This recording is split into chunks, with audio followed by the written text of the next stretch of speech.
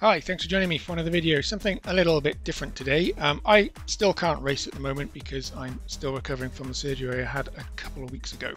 However, I have decided to buy myself some new toys, and that consists of the updated version of the Fanatec Formula V2 rim, which is, I think it's called the V2.5X now, and it shipped with the associated Clubsport quick release. So the difference here between this and the original product is that this one now comes with the magnetic paddle shifters, and the quick release unit is detachable rather than being integrated. This is because Fanatec are going to release a version 2 of the quick release system, so they're going to be interchangeable. Now, I'm not sponsored by Fanatec. Before I begin, I've got no affiliation with them whatsoever. I bought all this stuff with my own money and paid the import duties thanks to bloody Brexit, and it's all good. But so the opinions here are my own, and I just thought that was worth mentioning, really. So let's get into it. I'll open this up. Just came in the post today.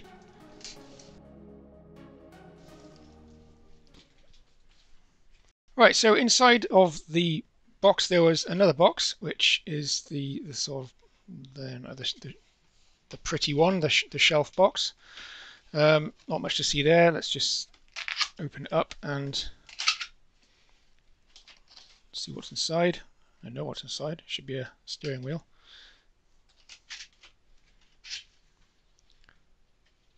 Okay, what's behind you? Doesn't matter. Ah, it's so funny. Anyway, we have got Fanatec stickers. Of course, yay. Got so many Fanatec stickers. We've also got a Clubsport V2.5X quick guide and a whole load of different languages there. So I'm just going to quickly have a look inside this, because sometimes these are, it's a bit overexposed, but you can just about see there's quite a lot of detail in there. So nice little quick guide, and there's only 2 pages per language by the looks of it. Okay, cool. Pop that somewhere. Fanatec stickers, pop those somewhere, and button caps. So these are pretty handy. It's really cool that they actually include these. However, I play in VR, so I can't see them, so not so much use to me. However, that's not a problem because I still stick them on anyway. Right, so inside the box there is all of this, which is the wheel and a load of packaging. It's really well packaged, actually. Also got a bag full of bits. There's an Allen key there and some bolts. I'll fiddle with those later on. Let's just unwrap the main thing. We've got a hunk of polystyrene on the back as well, and one of these Fanatec bags, which I find pretty handy actually, because when I'm not using my rig, I tend to use these to cover the bits and pieces up in order to actually keep all the dust off them. But drawstring thing, and then we have got the wheel. Go to the bag second. So there it is. Really awesome. This is a really nice piece of kit. Now, this is the first one of these I've owned. I've actually only got one of the wheel, which is the Clubsport circular rim. Well, it's a D rim, but this is the first kind of Formula style rim that I've owned, and I was torn between this and the new McLaren rim, and I fancied the McLaren rim because it actually had less buttons, and believe it or not, less buttons is quite desirable in VR, because the more stuff you've got, the kind of harder it is to feel your way around it. But nonetheless, I did decide to buy this one, and the only reservation I have got with it is obviously how usable is it going to be in VR, but hopefully that won't be a problem. But you know, quality wise, this thing is amazing. It's really, the buttons feel really tactile. We've got 1, 2, 3, 4, 5, 6, 7, 8, 9, 10, 11 buttons, plus 2 rotary encoders there for your thumbs.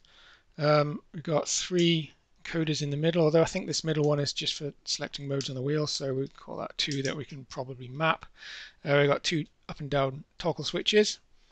We've got an analog stick, a funky switch, I think they call it, and it's got a clicky action in the middle there, so you can push that thing in any direction.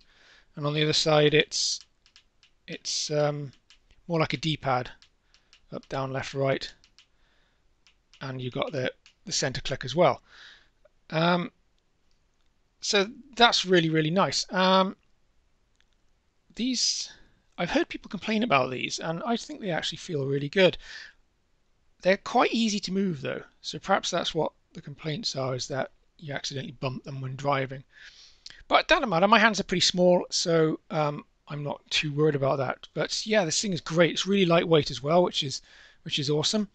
On the back here, we've got the Clubsport paddle shifter modules, and these are the same ones that you can buy for other Clubsport products. I actually bought the paddle shifter module for my other rim, and they ship with these sort of small paddles which are in aluminium, and I still have my carbon fiber paddles from when I bought the kit before, because it comes with the long paddles and the short paddles. So I'm thinking that these will go straight on here, and they will. Look, they're exactly the same. So carbon fiber paddles for me, definitely, they're going to go on. And also you might notice that the actual quick release mechanism is missing, and that's because it is of course now detachable. So we've got a cap on here with a sticker going all the way around saying remove with care, read quick guide. Oh, I'm a bloke, so I never read anything, so I believe this is just a cap. There it is. Yep. And we've got the contacts back there that allow the wheel to communicate with the base, so that's pretty cool. I'm just going to pop that back on. So yeah, really nice, really impressed with that.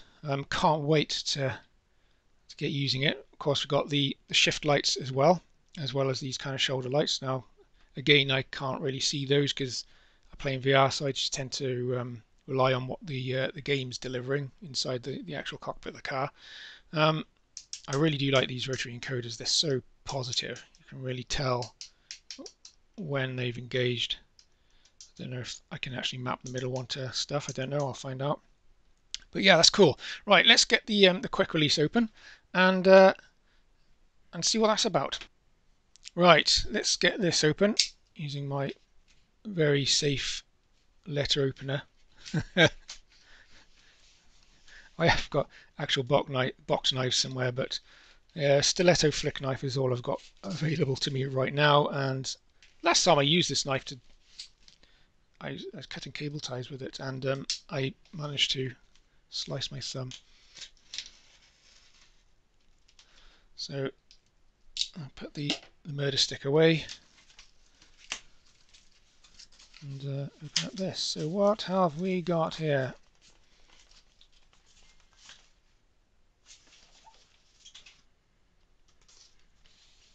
Okay, some yummy. No, don't eat those. It's not good for you. Right, so we've got a Clubsport quick release adapter. So yeah, this is basically what we're all used to seeing on the back of Fanatec gear, except this time around it's not actually attached to anything. So we've got a bit of something there. Let's get rid of that.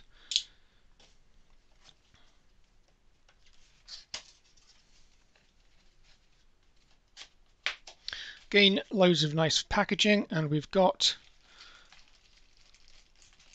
the adapter itself. Cool. And a little baggie, and also in here we've got some other stuff, an Allen key and some bolts, and one of those. I've seen these before. I've had these with other rings. I don't know what they're for actually, but they don't seem to be required. So there's 6 bolts in there and washers for attaching them to other things, no doubt. And I think the actual wheel itself has got a load of, if we just open this up, so yep, again we've got an Allen key, which is the cool ones because they've got the little rounded heads on them, allows you to undo stuff at angles. And then we've got we've got 4 of these. I'm guessing they're M5s. 4 of these, 4 washers. Well, there's 3 actually. No, one's actually on the thing there, and a little fat dude. Don't know what that one's for. Now I think that you only get 4 with the wheel because you only need 4. So we've only got actually 4 screw holes there, and there's these 2 pegs in the middle, which I'll probably use to locate the quick release. So let's stick that there for a second. Let's get this open.